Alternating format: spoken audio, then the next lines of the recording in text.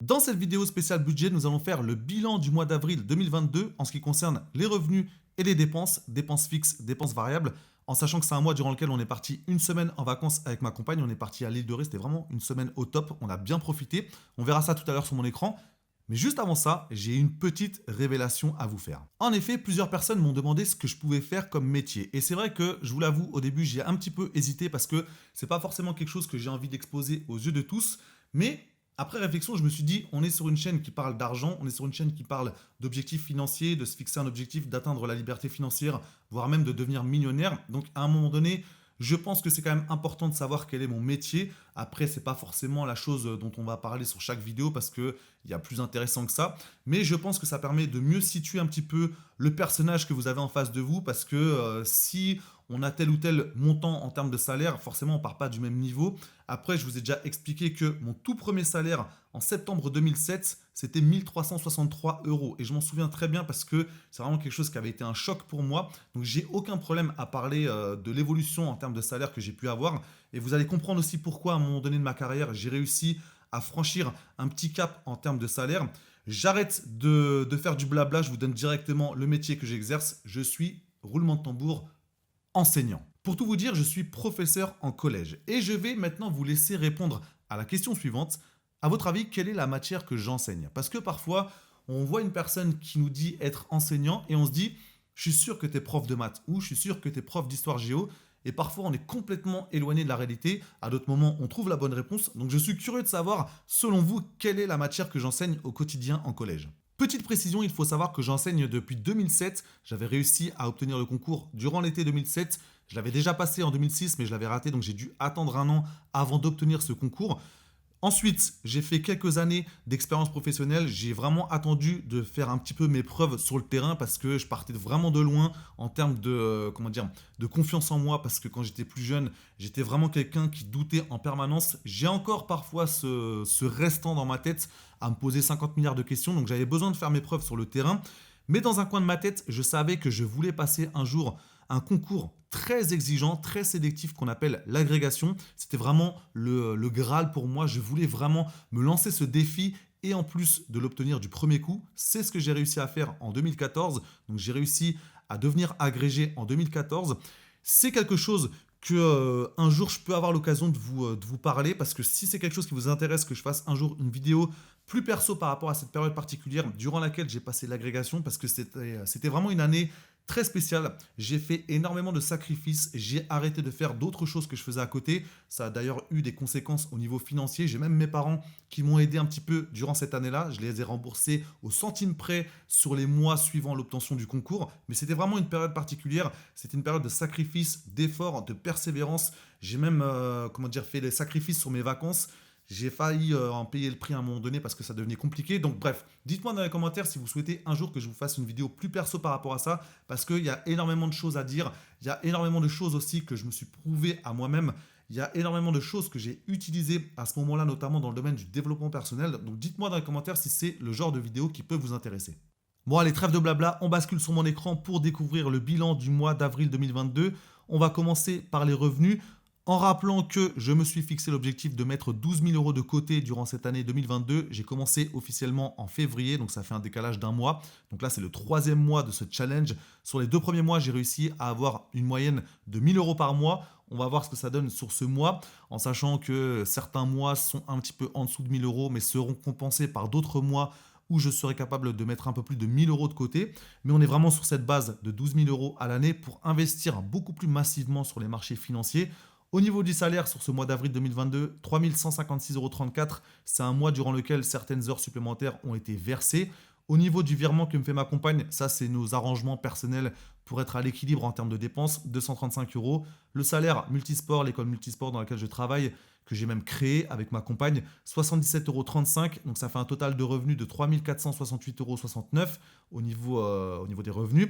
Au niveau des dépenses, dépenses fixes, donc là, je me suis fait moi-même d'ailleurs un pense-bête au niveau de la première ligne, donc prêt immobilier de la résidence principale, 1144,64 euros.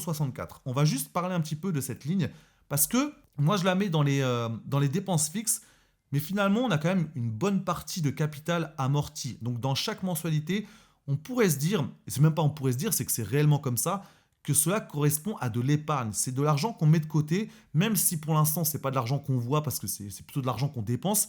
Mais cet argent-là, le capital amorti, il est dans les murs de votre maison ou de votre appartement. C'est-à-dire que c'est comme si vous mettiez de l'argent de côté. C'est vrai que parfois on a du mal à comprendre ça parce que c'est pas forcément quelque chose de visible, mais c'est réellement un enrichissement que vous êtes capable de mettre en place. C'est cette notion de capital amorti qui est vraiment très importante à prendre en compte et qu'on a malheureusement tendance à oublier, que ce soit au niveau de notre résidence principale et également au niveau des différents investissements locatifs qu'on peut effectuer. Et j'ai d'ailleurs sous les yeux le tableau d'amortissement du prêt immobilier de notre résidence principale, de notre maison.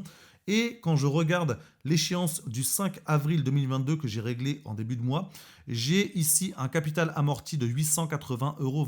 Donc c'est vraiment quelque chose à prendre en compte. On se dit, certes, j'ai une mensualité de 1144,64 euros, mais dans cette mensualité, j'ai une grosse partie de capital amorti. Donc c'est vraiment de l'argent que je mets de côté pour nous-mêmes en fait. Donc c'est vraiment quelque chose à prendre en compte et sortir de cette logique de juste je dépense de l'argent parce que je dois régler une mensualité de prêt immobilier. Donc je vous dis ça, mais pour l'instant elle est encore dans la catégorie des dépenses fixes, mais je pense que je vais un petit peu modifier ce fonctionnement sur les prochains mois. Ensuite, au niveau des énergies, 175 euros parce que c'était un mois durant lequel j'avais la facture de régularisation pour l'électricité et ça se verra sur le mois d'après, mais j'ai eu que 5 euros à payer en plus. Donc ça, c'était vraiment plutôt cool parce que ça veut dire qu'on était sur une bonne gestion et sur un décalage vraiment très faible entre les différents prélèvements qu'on peut avoir et la facture de régularisation annuelle. Au niveau de l'essence, 65,02 €. Donc je suis toujours sur une base d'un plein par mois depuis que j'ai changé ma façon de conduire. Je vous renvoie à la vidéo que j'avais faite par rapport à ce sujet-là.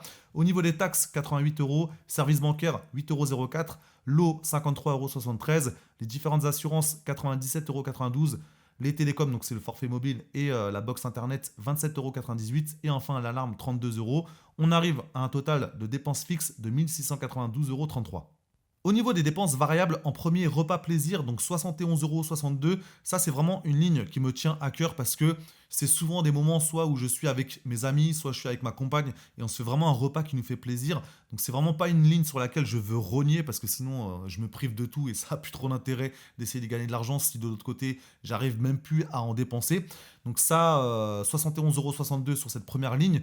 Ensuite, j'ai eu pas mal de cadeaux à faire sur le mois d'avril. Donc, c'est pas des cadeaux que j'ai eu à faire, c'est des cadeaux qui me faisaient plaisir de faire. Donc, je change ma façon de le dire. 174,57 €. Au niveau du complément des courses, 21,95 €. C'est ma compagne qui s'occupe des courses. On est vraiment sur une gestion où elle s'occupe de ce poste alimentation et moi j'ai d'autres contrats que j'ai à mon nom. On est vraiment sur un équilibre en termes de dépenses. Après voilà, chacun fait comme il le souhaite. Nous ça nous correspond bien. Au niveau de la voiture, j'ai eu aucun frais sur ce mois d'avril 2022. Au niveau des vacances, 240,38 €. C'est ma compagne qui avait payé la semaine de location et moi je me suis occupé d'autres dépenses par rapport à cette semaine de vacances. Au niveau des repas du midi au travail, 0 euros. J'ai pas acheté de vêtements. Ça se verra par contre sur le mois d'après parce que pour une fois, j'ai acheté des vêtements et même ma compagne a été contente parce qu'elle dit enfin, tu t'achètes des vêtements parce que c'est vrai que des fois, j'ai tendance à un peu négliger cette catégorie-là. Mais c'est quand même important d'avoir une image qu'on renvoie par rapport même à l'activité professionnelle qu'on peut avoir. Donc, j'ai fait des dépenses sur cette catégorie vêtements, mais ça se verra sur le mois prochain. Et enfin, au niveau de la maison, j'ai ici 436,90 € de dépenses parce que il y a eu quelques petites bricoles à faire dans la maison. Mais le plus gros poste, ça concernait le jardin parce que j'ai refait une bonne partie du jardin. Et c'est pour moi quelque chose qui déjà nous fait du bien parce que visuellement, c'est beaucoup plus propre. Et c'est aussi quelque chose qui rajoute de la valeur à la maison, encore plus dans un contexte de montée des prix dans le domaine des maisons individuelles, parce qu'on voit que depuis les périodes de confinement, il y a réellement un besoin de trouver de l'espace, d'avoir un extérieur. Donc là, on n'a pas le projet de vendre la maison, mais je me dis que de mettre de l'argent dans le jardin pour qu'il soit vraiment en meilleur état, c'est pas de l'argent de perdu, au contraire, ça peut même être un investissement parce que ça va augmenter d'autant plus la valeur de la maison. Donc on arrive sur un total de dépenses variables de 945,42 €.